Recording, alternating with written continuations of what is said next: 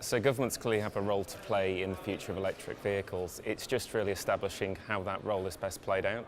So we've seen already the government influence policy by looking at reducing carbon emissions, and that's clearly one way that they can play with that, incentivise people to move to electric vehicles. Is that enough? We need to understand effectively what people's behaviours and preferences are going to be like in the future.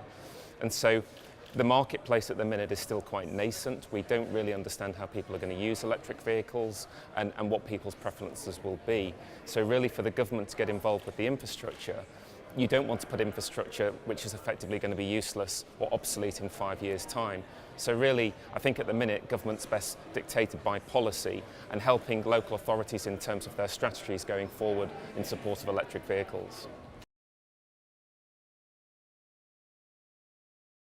Very possibly, but of course as well, where's the infrastructure going to go? The local authority may not own the places where that infrastructure is best suited, and so realistically it needs partnerships with the private sector in order to make that work.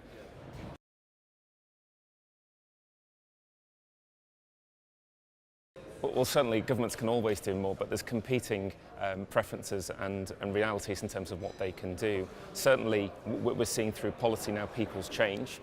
Carbon emissions are clearly a part of that, and certainly in London with toxicity charges, that there's a real step change in terms of people's preference and viewpoints around that.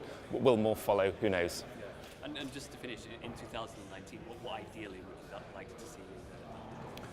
I think it's more of the same. I think people changing their preference perhaps from an ICE car to one which is an electric vehicle. It's an embryonic process. It will take time, but certainly the seeds are there.